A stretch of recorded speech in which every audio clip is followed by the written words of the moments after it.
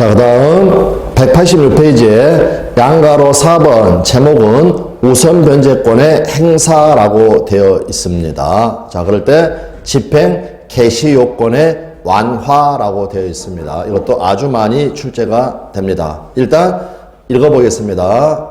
조문: 임차인이 보증금 반환 청구 소송 후 확정 판결에 기하여 임차주택의 경매를 신청하는 경우 그 집행 개시를 위해서는 반대 의무 이행 또는 이행 제공을 할 필요가 없다라는 거. 자, 그러면 어떤 상황이냐? 예를 들어서 우리가 자 보십시오. 갑소유의 주택에 대해서 을이라는 사람이 임대차를 하고요. 그 다음에 우선 변제권을 취득을 했습니다. 그러면 이 임대차가 종료가 되었다. 그러면 을의 명도,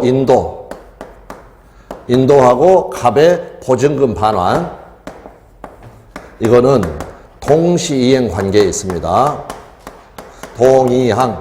동시항변권이 인정이 된다. 동시행 관계에 있다. 그런데 이제 참고만 하십시오.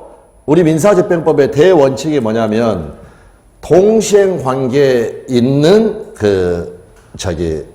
동시행 판결, 상환 판결이 되겠죠. 이걸 가지고 경매, 집행을 하기 위해서는요, 일단은 자기 반대 채무를 이행 또는 이행 제공을 해야 되는 것이 원칙입니다. 그런데 그러면 그 원칙을 그대로 지켜가지고 을이라는 애가 반대 의무 이행 또는 이행 제공, 인도를 해줘야 된다라고 생각을 해보면, 아까 말씀드렸지만 이 주민등록 등은 대항 요건은 언제까지 갖춰져야 우선 변제를 받을 수 있냐면 배당 요구 총기까지 이거를 갖추고 있어야 우선 변제를 받을 수가 있습니다. 그런데 집행 개시를 위해서 원칙대로 인도를 해줘야 된다고 가정을 해보면 우선 변제권 자체가 없어져 버립니다. 상황 이해되시겠나요? 다시 한번, 원래는 원칙은 뭐냐면 동시행 관계에 있는 채무, 거기에 대해서 강제 집행을 하려면 반대 채무를 이행 또는 이행 제공을 해야 한다. 여기서는 동시행 관계에 있는 게 인도입니다. 인도. 그런데 그 원칙 그대로 인도를 해야 한다라고 가정을 해보면 결국에는 우선 변제권이 없어져 버리게 된다. 이러한 모순을 해결하기 위해서 집행 개시 요건의 특례를 만들었습니다. 다시 한번 읽어보겠습니다. 임차인이 보증금 반환 청구 소송 후 확정 판결에 기하여 임차주택의 경매를 신청하는 경우에 집행 개시를 위해서 반대 의무 이행 또는 이행 제공, 인도를 위하여 이걸 할 필요가 없다라는 것. 그런데 그 밑에 비교 조문이 나와 있습니다. 임차주택의 경매 또는 공매 시 임차인이 환가대금으로부터 보증금을 수령하기 위해서는 임차주택을 양순에게 인도하여야 한다. 위에는 신청할 때, 여기는 수령할 때는 인도하여야 된다라는 거. 그래서 그 두 개가 둘 다 자주 출제가 됐으니까 비교해서 확인을 해 주시라는 거 봐두시면 되겠습니다. 다음 3조의 5.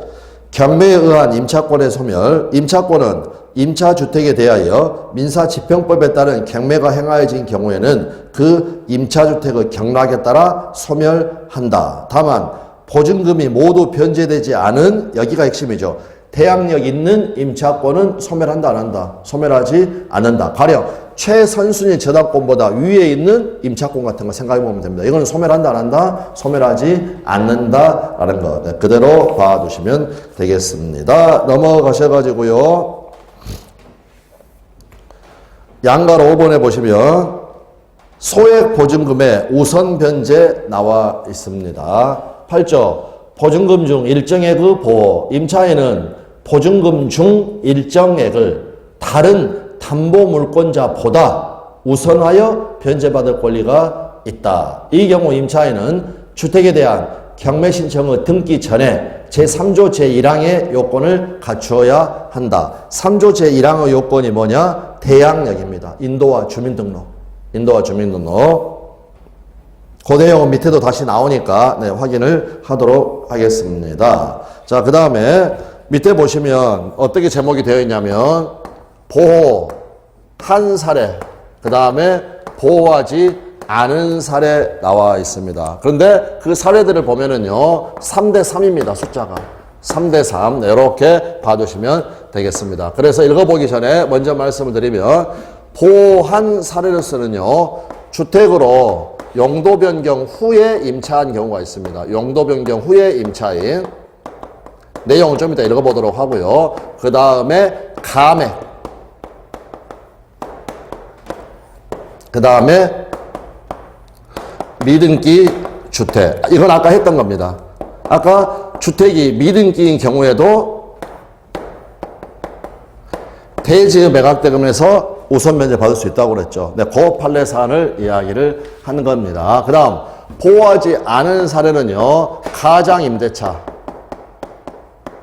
무슨 말이냐면 실제로 거주하고 사용하고 할 목적은 없고 최우선 변제만을 목적으로 한 가장임대차, 이때는 보호하지 않습니다. 자, 그 다음에 이제 상인법에서도 같은 조문이 있어가지고요, 임차권 등기명령 집행 후, 등기명령 요 후에 소액 임차인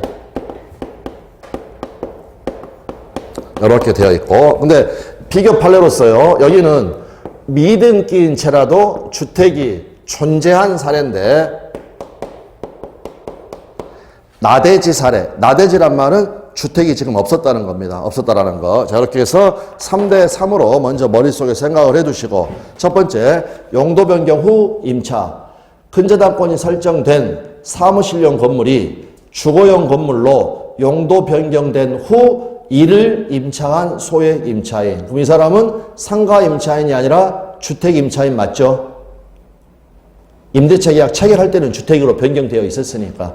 그래서 특별한 사정이 없는 한 보증금 중 일정액을 근저당권자의 우선하여 변제받을 수 있다라고 해서 보호를 하였습니다. 다음, 임대차 보증금의 감액으로 주임법상 소액 임차인에 해당하게 되었다. 특별한 사정이 없으면 최우선 변제권이 인정이 됩니다. 소액 임차인으로서 보호받을 수 있다. 바로 밑에 보시면 미등기 주택이 존재하였다. 대지에 저당권을 설정할 당시 주택이 미등기인 채라도 이미 존재하였다면 임차인은 저당권에 기한 대지의 경매 절차에서 최우선 변제를 주장할 수 있다라는 것. 다음, 보호가 부정된 사례, 채권 회수 목적의 가장임대차. 임대차 계약의 주된 목적이 소액 임차인으로 보호받아 선순위 담보권자보다 우선해서 채권을 회수하려는 것에 있었다면 그 임대차 계약의 임차인은 주임법상 소액 임차인으로 보호받지 못한다라는 것. 다음, 임차권 등기명령 집행 후에 소액 임차인. 단골입니다. 중요합니다. 등기명령 집행에 따라 주택 전부에 대하여 타인명의 임차권 등기가 격려된 뒤에 소액 보증금을 내고 그 주택을 임차한 자는 최우선 변제권을 행사할 수 없다라는 것. 다음, 나대지. 대지에 관한 저당권 설정 후 지상 건물이 신축된 경우에 소액 임차인은 대지의 매각 대금에서 우선 변제를 받을 수 없다. 여기 밑에 나와 있는 마지막에 나와 있는 두 개의 사례는 대지의 매각 대금에서 최우선 변제를 받을 수 있냐 없냐라는 사례라는 거 봐두시면 되겠습니다. 자, 그 밑에 가셔가지고 아까 대항력을 갖춰야 된다고 그랬죠. 경매 신청 등기 전에 대항력을 갖춘 임차인, 가로가 중요합니다. 확정일자는 요건이 아니다라는 거. 확정일자는 요건이 아니다라는 것. 그래서 대항력을 갖춘 임차인은 소액 보증금 중 일정액을 다른 담보물권자보다 우선하여 변제받을 권리가 있다. 그리고 이제 범위는 서울 기준으로 소액 임차인에 해당하려면은요, 보증금이 1억 5천만 원 이하여야 합니다. 그러면 얼마까지 최우선 변제를 받느냐? 5천만 원까지. 5천만 원까지. 자, 그래서 서울 정도 알아두시면 되겠고. 그 다음, 소액 임차인의 우선 변제권도 배당 요구가 필요한 배당 요구 채권입니다. 다시 한번 아까 말씀드리겠습니다.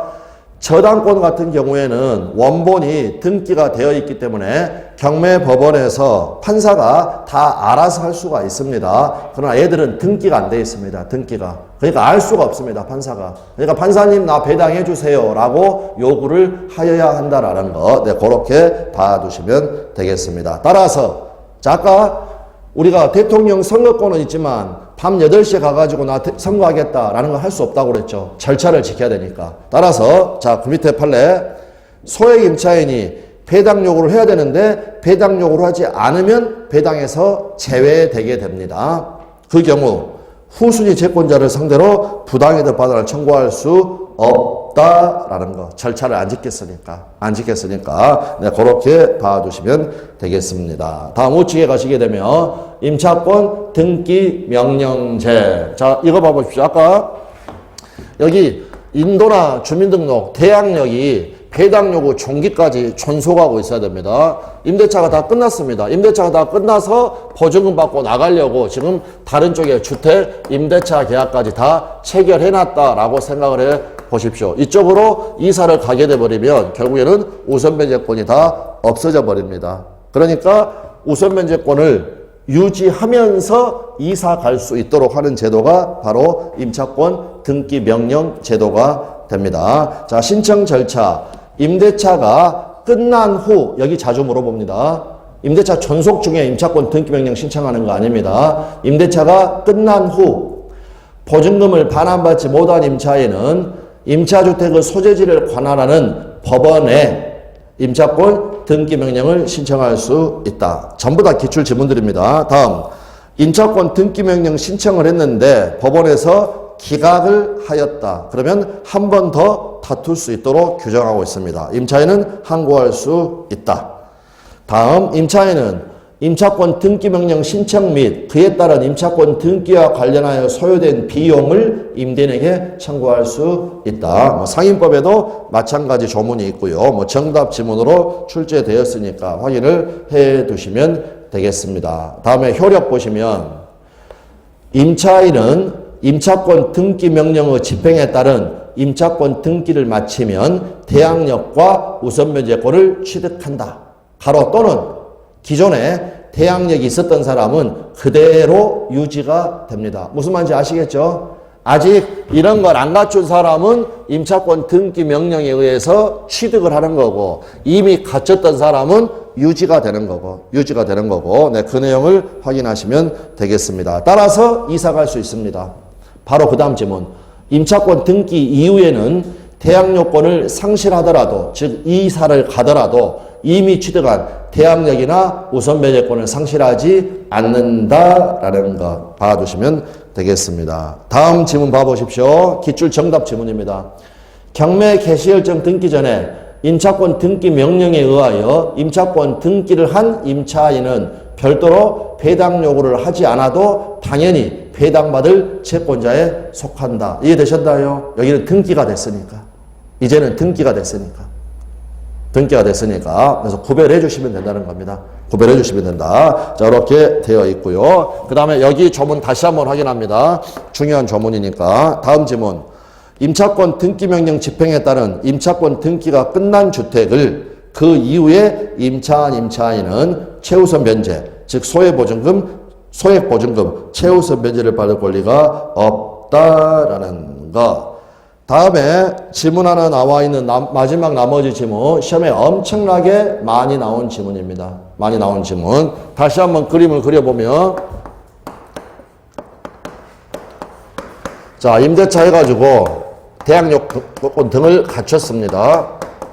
임대차가 종료가 되었다. 애의 명도 의무, 인도 의무와 그 다음에 갑의 보증금 반환 의무, 이거는 동시행 관계에 있습니다. 동시행화권이 인정이 된다라는 것. 그런데 거기 봐보십시오. 임차권 등기 명령에 의하여 임차권이 등기가 되었다. 임대인의 보증금 반환 의무와 임차인의 등기 말소 의무는 동시행관계가 아니다라는 것. 뭐가 선이행되어야 되느냐? 보증금 반환 의무가 선이행되어야 합니다.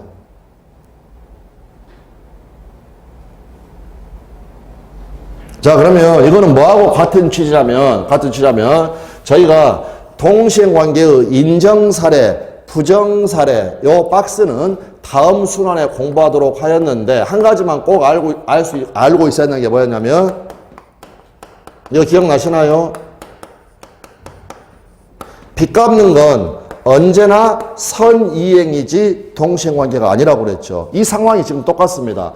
임차권 등기 명령은 언제 되는 거냐면 임대차가 종료됐으면 보증금을 줘야 되는데 얘가 보증금을 반환하지 못한 때에 임차권 등기 명령이 실행이 된다는 거죠. 이해되셨나요? 그러니까 갑은 제때 보증금을 줘야 되는데 보증금을 못 줬습니다. 이미 지금 보증금에 대해서 채무를 변제를 해야 되는데 요거를 못 해준 상황이니까 빚을 진 거라는 거. 그래서 빚 갚는 것은 언제나 선이행이다 하고 같은 취지가 됩니다. 아주 시험에 많이 출제가 됐고 작년 시험에서도 출제가 됐습니다. 작년 시험에서도 뭐 언제든지 모의고사 등에는 너무너무 자주 나오고 그래서 그 내용을 반드시 기억을 하셔야 된다. 자, 그래서 141페이지 한번 가보십시오. 141페이지요. 여기 책에 있습니다. 여기 책에. 아니요. OX 말고요. 이 책의 앞에 141페이지 중간에 보면 반과로 이번에 동시행관계가 인정되지 않는 경우 나와 있죠. 네, 그럴 때 거기 위에 처음 나와 있는 두 개의 지문을 묶으시고 같은 취지입니다. 같은 취지. 빚 갚는 것이 언제나 선이행이다라는 겁니다. 자, 그래서 채권 담보 목적으로 저당권 설정 등기, 소유권 이전 등기 또는 가등기를 한 경우에 채무의 변제가 빚 갚는 것이 선이행이니까 각 등기의 말소 의무는 동시행 관계다 아니다 라는 거 확인하셨나요? 같은 취지 방금 봤던 거 임대인의 보증금 반환 의무와 주임법 3조 3에 의한 즉 임차권 등기 명령에 의한 임차권 등기 말소 의무는 동시행관계가 아니다. 빚 갚는 거. 제때 보증금을 못 줬으니까 이미 빚을 지고 있는 겁니다. 무슨 말인지 아시겠나요? 아까 여기 종료됐을 때 인도하고 보증금 반환 의무 이거는 동시행관계가 맞습니다. 그런데 갑이란 애가 임대차가 끝난 후에도 보증금을 반환을 못 해줬기 때문에 요거는 빚을 진 겁니다. 이미 빚을 진 거. 그러니까 빚 갚는 것이 선이행이다 라고 봐두시면 되겠습니다. 그러니까 이거는 임차권 등기 명령이 언제 이루어지는지 그 상황만 이해를 하시게 되면 아, 빚 졌구나. 빚 갚아야 되는구나 라는 걸 알 수가 있습니다. 자, 그 정도 말씀드리겠습니다. 다음 189페이지에 가시면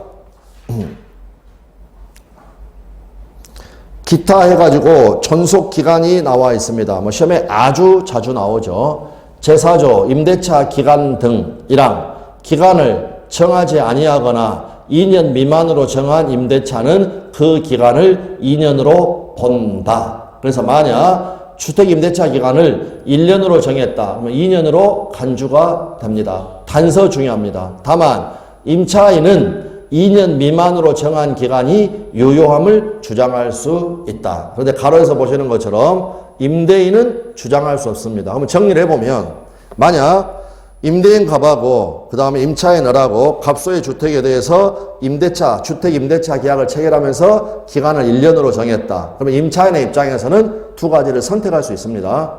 2년 보장해라 선택할 수도 있고 단서에 따라서 1년을 주장할 수도 있고 그러나 임대인은 무조건 어떻게 해야 된다? 2년을 보장을 해줘야 된다. 임대인은 1년의 유예를 주장할 수 있다 없다? 없다라는 거. 네, 그 내용을 먼저 확인하시면 되겠습니다. 그 다음에 이 항은 아까 우리가 읽었던 조문입니다. 존속의제 규정. 임대차 기간이 끝난 경우에도 임차인이 보증금을 반환받을 때까지는 임대차 관계가 존속되는 것으로 본다라는 것. 네, 이 정도 봐두면 되는데 잠깐 168페이지로 가보십시오. 168페이지에 보시면 중간에 양가로 이번에 임대차의 효력 나와 있고 임대차의 존속기간 나와 있습니다. 거기 두 번째 줄에 보시면 존속기간을 정하지 않은 경우라는 제목 보이시죠? 635조입니다. 기간의 약정 없는 임대차의 해지 통고. 1항. 임대차 기간의 약정이 없는 때에는 당사자는 언제든지 계약 해지 통고를 할 수가 있다. 2항. 바로 임대차가 해지되는 게 아니라 준비 기간을 줍니다. 상대방이 전항의 통고를 받은 날로부터 다음 각호 기간이 경과하면 해지력이 생긴다. 그래서 1호. 토지, 건물 기타 공작물에 대해서는 임대인이 해지를 통고하게 되게 되면 6월 후에 해지가 됩니다.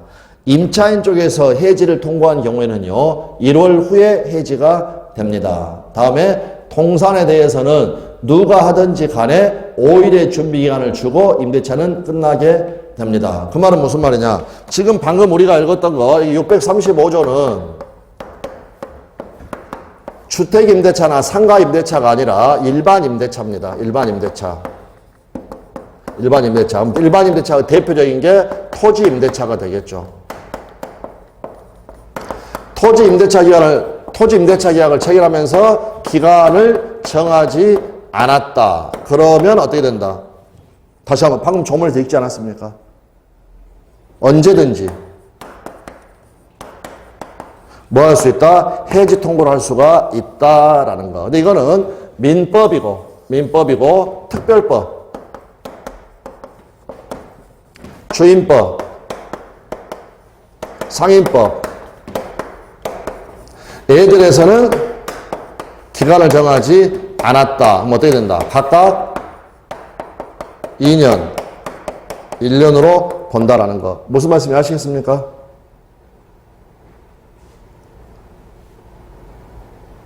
방금 우리 조문 읽었죠? 주임법은 기간 정하지 않으면 어떻게 된다? 2년으로 간주가 된다. 그런데 토지 임대차는 기간을 정하지 않았다. 어떻게 된다? 언제든지 해지 통고를 할 수가 있다라는 거. 전세권에서 전속기간 정하지 않으면 어떻게 됐나요? 전세권에서. 시험에 자주 나오는 거. 313조 전세권의 소멸 통고. 존속기간을 정하지 않았다. 기간을 정하지 않았다. 언제든지 소멸 통고할 수 있고 준비기간 6개월 준다고 그랬죠. 6월 후에 임대차는 전세권을 소멸하게 된다. 무슨 말씀인지 아시겠습니까? 그래서 시험에 자주 나오는 겁니다. 자주 나오는 거. 이거는 전부 다 민법입니다. 민법. 여기 전세권도 마찬가지고. 근데 이거는 특별법입니다. 특별법. 그래서 기간을 정하지 않았을 때에도 주택임차인이나 상가임차인을 보호하기 위해서 2년, 1년으로 의제를 한다는 것. 결국 비교해서 알고 있는가. 여기가 포인트가 됩니다. 무슨 말씀인지 아시겠습니까?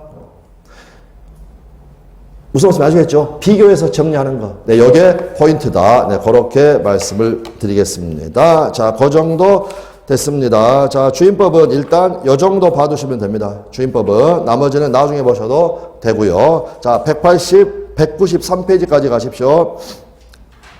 이제 상임법.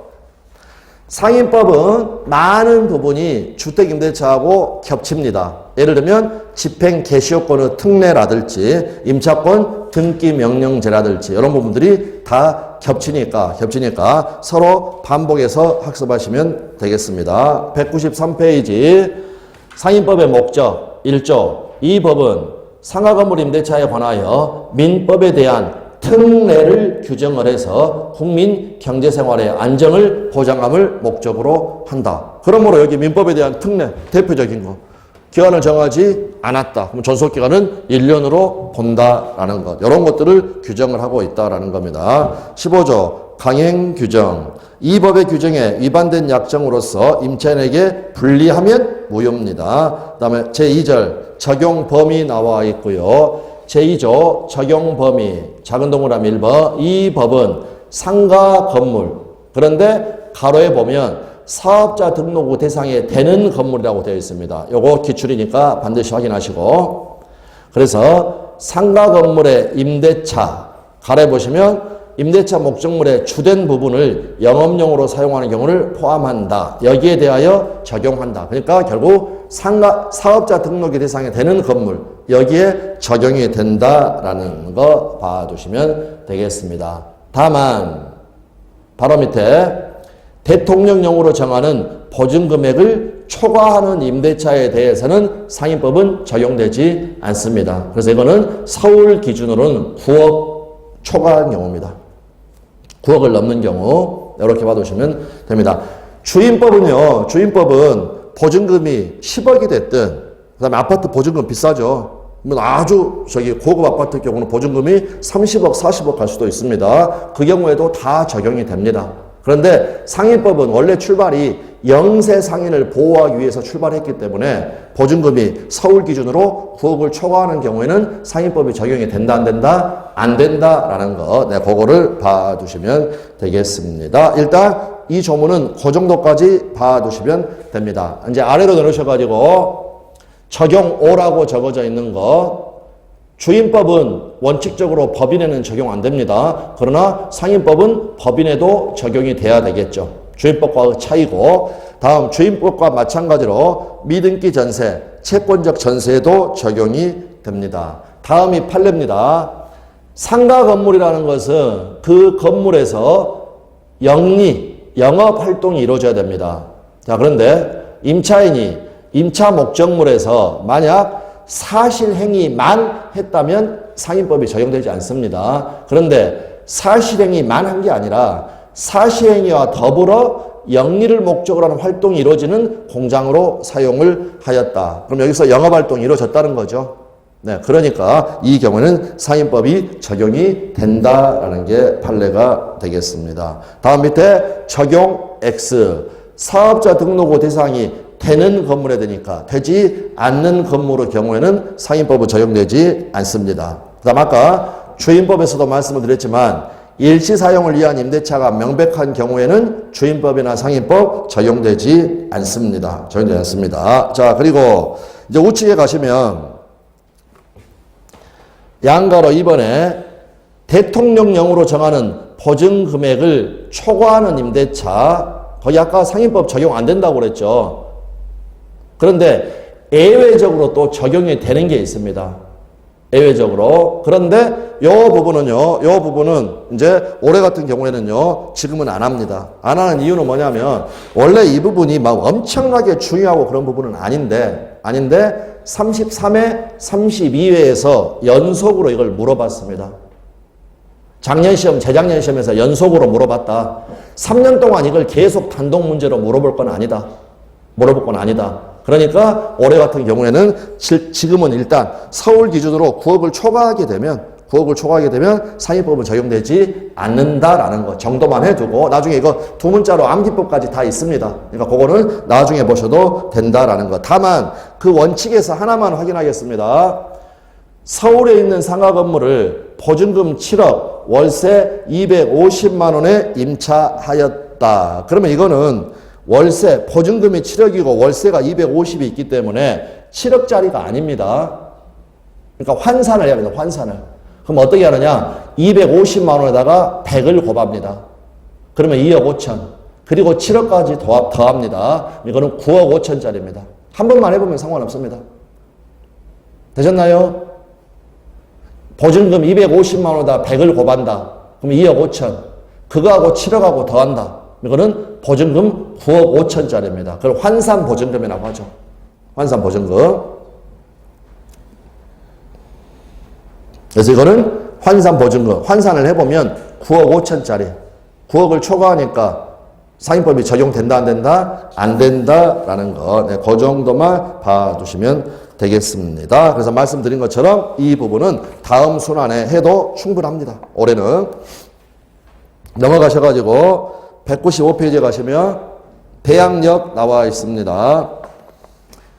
인사조, 3조, 대항력 등 임대차는 그 등기가 없는 경우에도 임차인이 건물의 인도와 부가가치세법 등 바로 밑으로 내려오셔야 가로는 건너뛰고 등에 따른 사업자 등록을 신청하면 그 다음 날부터 대항력이 생깁니다. 제3자에 대하여 효력이 생긴다라는 거.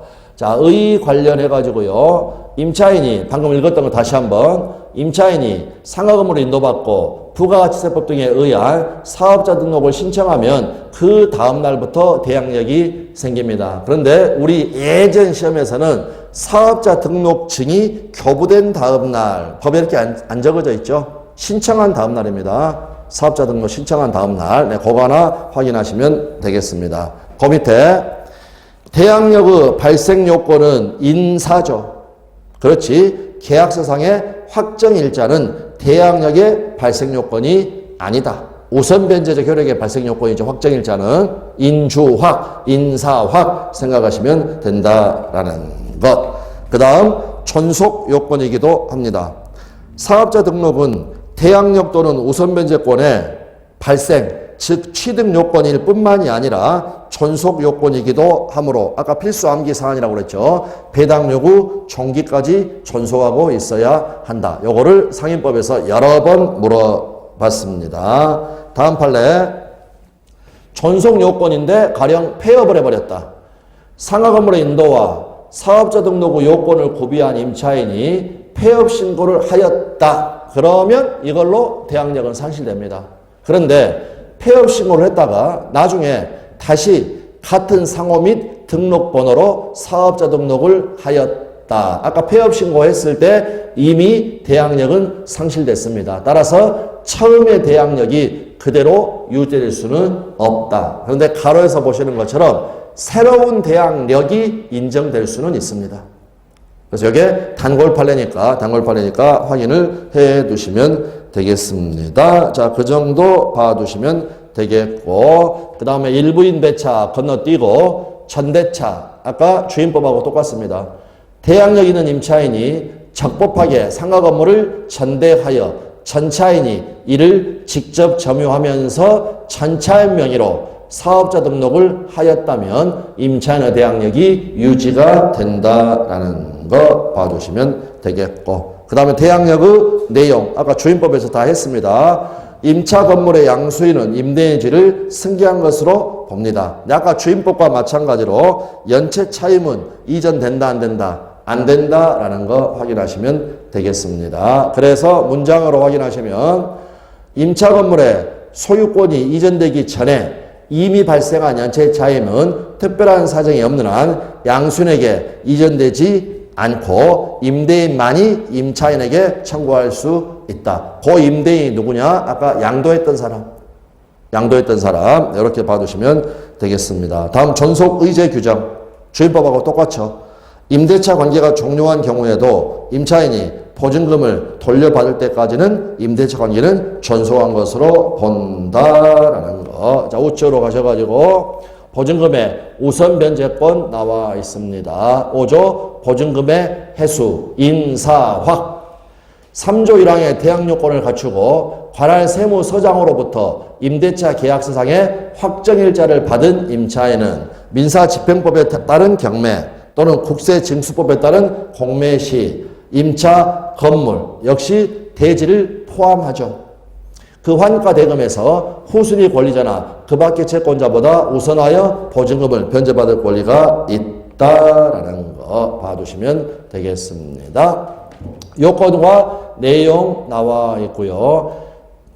같은 내용 다시 확인하는 겁니다. 대항 요건을 갖추고 관할 세무서장으로부터 임대차 계약서상의 확정일자를 받은 임차인은 경매나 공매 시 임대인 소유의 대지를 포함한 상하 건물의 매각 대금에서 후순위 권리자 그 밖의 채권자보다 우선하여 변제받을 권리가 있다라는 거. 근데 아까도 봤던 것처럼 이 다음 지문은 뭐냐면 아까 우리 경매를 신청할 때는 인도할 필요가 없다고 그랬죠.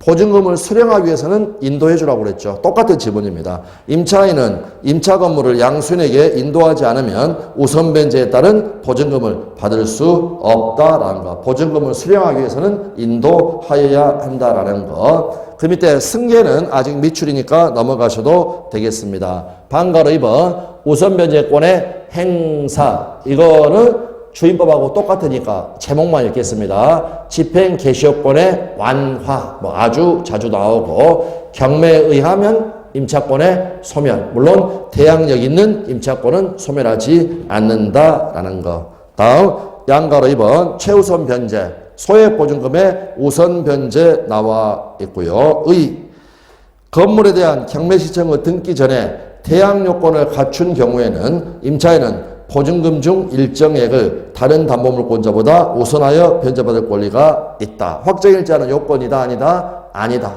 최우선 변제가 요건이 아니다고 그랬죠. 아까 저희 주임법에서도 나왔었습니다. 자, 그래서 소액 임차인은 서울 기준 6천 보증금 6,500 이하일 때 2,200까지 최우선 변제를 받게 됩니다. 그 정도 봐두시면 되겠고, 넘어가시면 역시 임차권 등기 명령제 주임법과 거의 똑같습니다. 일단 가로는 건너뛰고 읽어보겠습니다. 일단은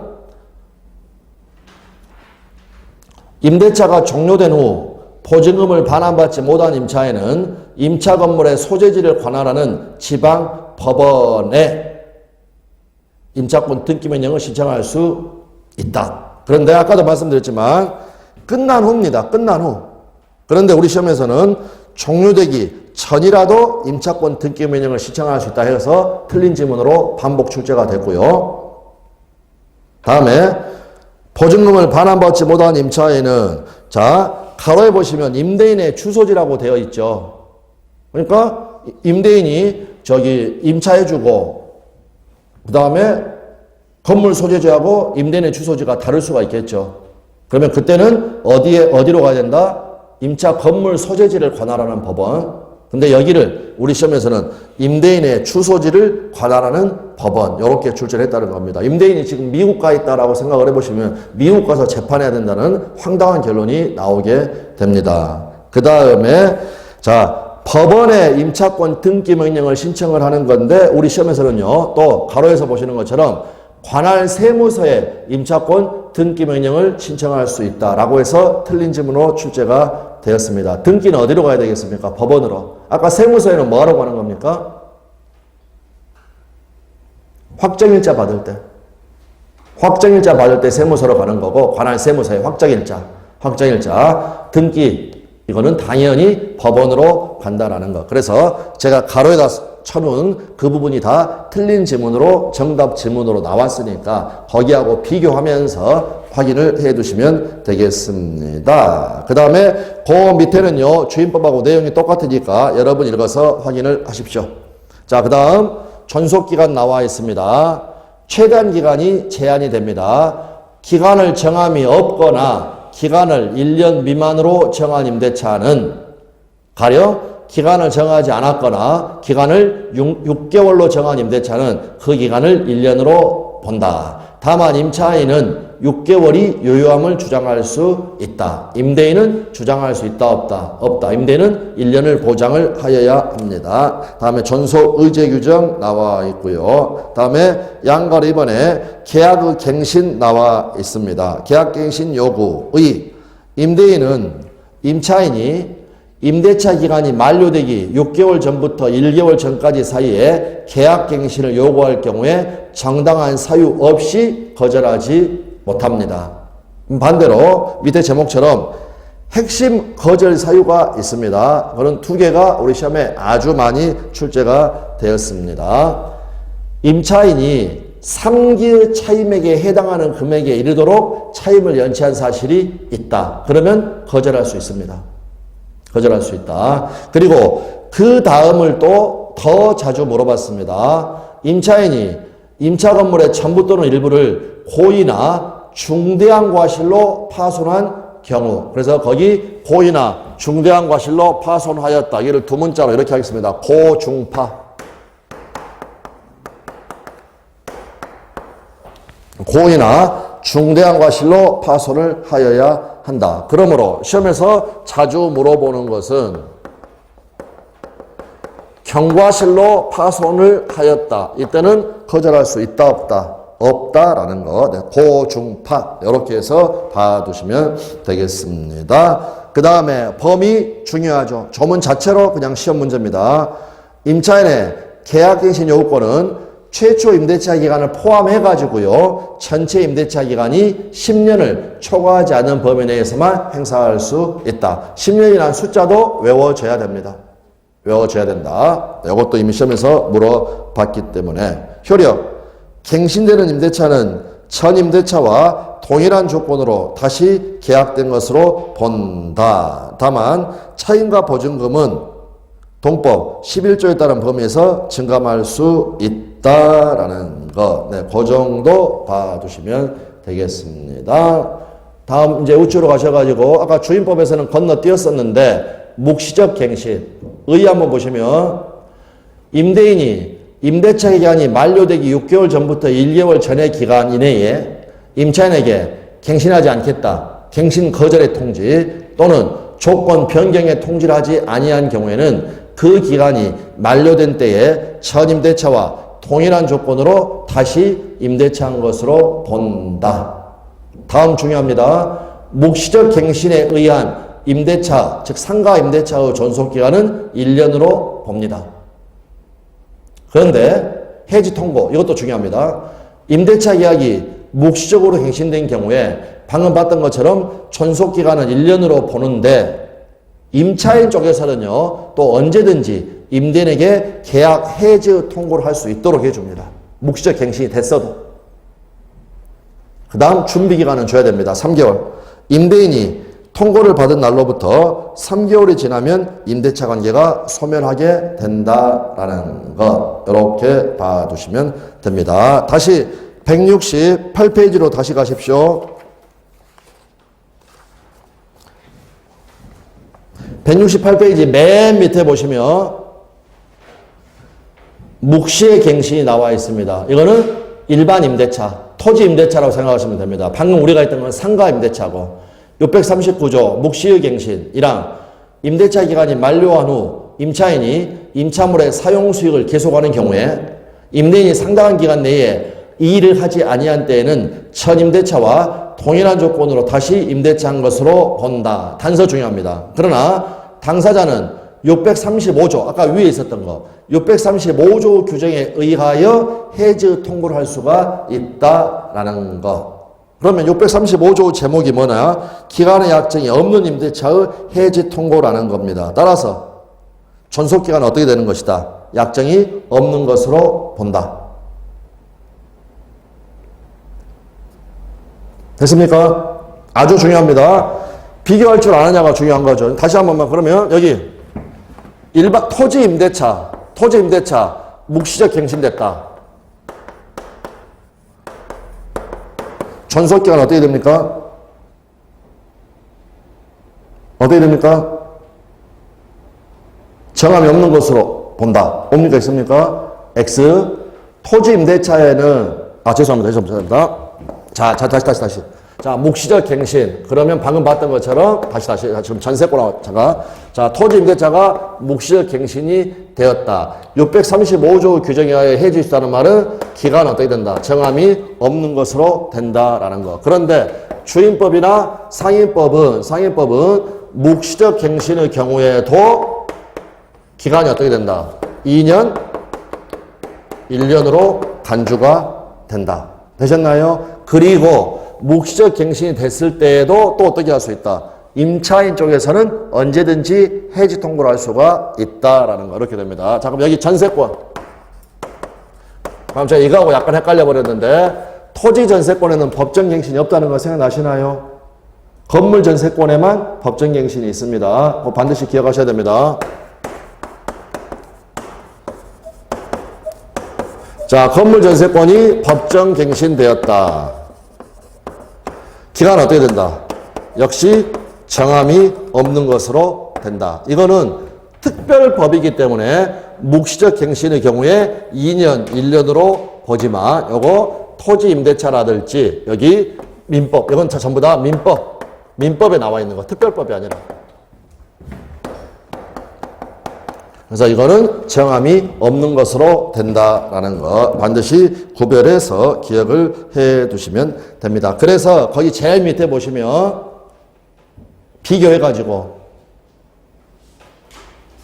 다시 한번 확인할 거, 기간의 약정이 없는 경우에도, 이건 묵시적 갱신을 이야기하는 게 아니라 기간의 약정이 없는 경우에도 주임법, 상임법은 각각 특별법이니까 2년, 1년을 보장하고 있다. 이렇게 봐두시면 되겠습니다. 자, 요 정도 해서 상위법 봐두고요. 나머지는 다음 순환에 보도록 하겠습니다. 하겠고. 자, 지나가는 길에 200페이지 제일 밑에 양갈 5번 차임연체와 해지.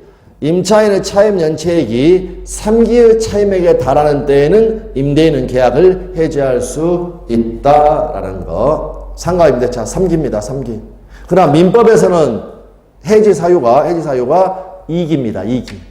민법하고 또 다른 거죠. 그래서 한번 요거 체크를 해 두었고요. 넘어가시면 201페이지 펼쳐두고 집합건물의 소유 및 관리에 관한 법률, 그래서 줄여서 집합건물법 이렇게 부르도록 하겠습니다. 자, 그러면 쉬셨다가 여기부터 보도록 합니다.